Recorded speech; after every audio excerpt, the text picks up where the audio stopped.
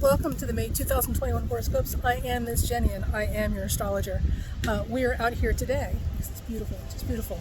And I wanted to share this with you. And it's super windy, so I apologize. The sound quality is going to be a little off. And this is why my hand is in front of my face. So a couple of things. One, I apologize for the sound quality because of the wind. I'm doing the best I can right now. And also two, I want to let you guys know the May horoscope will be two distinct videos. This one that we're doing right now is going to be shorter, lighter, fluffier, lots of confection, as it were. Because there's a lot of good things to look forward to this month. The other video is going to do more examination of the asteroids, Sirius, Pallas, Juno, and Sappho, and their activities this month, which are important. And also, we'll be discussing more social issues along with it because they're definitely bringing those matters to the forefront. So for those of you who are sensitive to certain topics, read the trigger warnings in the other video before you proceed to watch it, and then decide for yourself if you want to watch them. Otherwise, let's get on for the overview for the month of May. So a couple of things that are very important this month. The first thing is that we are starting the month on the heels of a major outer planet activity. Pluto stationed retrograde under that new moon in the 26th of April, the last week of April. So we're still kind of feeling it going into May right now. Some things you should be aware of. Everything, that Pluto and the new moon combination together, and the retrograde, because 3 hours worth of lecture I condensed in like 3 sentences. Ultimately, this particular combination around this new moon with Pluto in Scorpio, Pluto in Capricorn, and the new moon in Scorpio, the sign that it rules, and being retrograde, yada yada yada, really translates into a lot of seeds have been planted during this time, or landmines, depending on what you've been up to. So this is something you should be aware of and be very mindful of as you go on about your business. We will see the results or the outcome of the things initiated, the balls that have been set into motion in the fall. But between now and then, there's a whole lot of stuff going into shaping this snowball as it's coming down the mountain. So, do good things, think good thoughts, be a good person, indeed. And certainly be aware of your surroundings and the people in it, and be a good dance partner. Try not to step on people's toes, and if you have to, do it lightly. So, that's how we're starting the month. Now, the most important thing that is happening this month of major significance is Jupiter is entering Pisces. Oh, yay. Oh, yay. Jupiter is entering Pisces, and it is going to be joining Neptune at some point. And Pisces and Neptune are typically the most misunderstood signs in the zodiac. So, what this means for you, my intrepid astrological explorers, is that with Jupiter going into Pisces, those of you who are the do-gooders of the world, who give a damn about something other than yourselves and your personal creature comforts, those of you who have been trying to live by the golden rule and do the right thing and have spent, like a lot of us, has spent the last 4 years being completely aghast and unable to sleep and just wow, horrified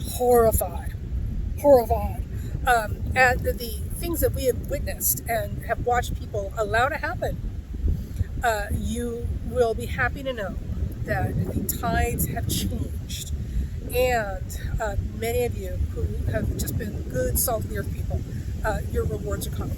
Your karmic rewards are coming for all of your good work and your faith in humanity, and your continued compassion and kindness. So that's what Jupiter and Pisces promises to bring us. Now, the other thing, just so you know, because Pisces does rule the waterways, so things that we need to be aware of is water quality, poison. Jupiter poison is coming under Pisces, and things that have to do with mental health, because Pisces rules the 12th house, and the 12th house is mental health. These things are going to be prominently showcased as we move forward after the 14th when Jupiter enters Pisces. Now, for the most part, the month itself is going to be very, very light and happy and breezy, like it is right now. We're literally having a wind gust right now that almost knocked me over with the camera equipment. So we're going to wait a second for this gust or gale to calm down, and we're going to finish this record. Oh my God. So with Gemini, with Mercury and Venus moving to Gemini and Jupiter moving to Pisces, we've got a really good month. It's light and breezy, and we're actually feel like we've got some room to breathe for a change. So this is something to look forward to. It's going to be a good month, and a very active, very socially active month. Notes. Okay, so hotspots for this month are going to be May 3rd. We've got Sun Uranus squaring Saturn. Big high tension power line crossings that will be uncomfortable, and more of that in the other video, but I wanted to mention it here. From May 1st through May 9th, on top of that Sun Uranus Saturn square, we have Sappho, the asteroid Sappho, involved with Saturn for that whole week or so. And this is going to be a heavy pairing, Sappho and Saturn, and more about that in the other video because it's heavy. Mercury and Venus, as they move into Gemini, will also approacheth. Oh, and here comes the rain. Gemini, the North Node of Gemini, which is going to again make things easy, breezy, airy, light, lots of space and room to breathe, and feeling really, really social and active. So expect to see a lot of, socializing. And parties and communications and all sorts of good stuff, and getting out and meeting the neighbors. We may have more of an affinity and friendship building with our neighbors now than we've ever had before. So May is going to be a really, really good month for making social contacts. May 9th, we have Sirius entering Taurus, which will be very good, and again, more about that in the other video. The new moon will occur right behind it on May 11th, making this a very, very significant new moon because Sirius will be involved by proximity of date. Now, at this time, just shortly after that, Jupiter will enter Pisces on the 14th. We're just blowing you guys around. Jupiter will enter Pisces on the 14th. I feel like a weather reporter. Sorry. And this will bring lots of good stuff as Jupiter does its thing through the sign of Pisces. Now, what I want you guys to pay attention to, start your calendars, is around the date of the 14th, give or take a date backward or forward, we may be seeing Russia or China. China? No, I'm sorry. Wait. North Korea. Russia and North Korea in the headlines again. So there may be something that they're doing or something going on with them that is of significance globally, or has some type of global impact. So we'll be hearing about them. I expect to be hearing about them around this time that Jupiter enters Pisces. Now, just after this new moon, we have Juno opposing Pallas, the two asteroids. The sister wives are feuding. No, not really. And that will be from May 12th and carry us all the way through to the end of the month. So there's a lot of female empowerment and a lot of, whose side are you on kind of thing happening with this. So it'll actually be a really good thing if it is managed and used well. So if you find yourself dealing with women who are take no crap, take no names, and take no prisoners, a lot of this is because of this aspect. So the best thing you can do is deal with them with respect. Give them the respect that they are due, and understand that we are not conditioned or accustomed to dealing with women who are very upfront and very direct. So you might have to put your sensitivities down. Here comes the rain. And finally, the other big thing this month is we've got the lunar eclipse happening at 5 Sagittarius. So the lunar eclipse is occurring in a Jupiter-ruled sign, while Jupiter has just gone into Pisces. This is a very exciting lunar eclipse. And at the same time that the eclipse is happening, we have Mercury conjunct the fixar Ahika and Venus conjunct Bellatrix. This is going to be a heck of a lunar eclipse. Okay, so the rain is coming in now. You and I are going to go get in the car. I'm going to finish this report. Listen, and here I am. I made myself all kinds of cute for you guys. I put my makeup on, got dressed nice, and I was like, oh, let me give them something really pretty to look at, right? Because it's a nice day, and let's go take a look at the sky. And yeah, so best laid plans of bison men. All right, so let's finish up this report. And then for those of you who are so inclined to heavier, deeper trains of thought and are okay with the gravity of some things, we will do the rest of this in more detail in the other report. Okay, so basically your takeaways for this month that I want you guys to keep in mind is that this is going to be a very light, flirty month. Gemini and Pisces, as a general rule, are very friendly signs, and they're very light and live and let live, and it's all good. Like they're not about conflict, and they're not about heavy negative vibes or anything like that. So May, everybody is going to be feeling a lot more optimistic, which God knows we need, right? We really need this. And more social and more flirty. And remember, Pisces rules poisons and mental health, and it also rules viruses.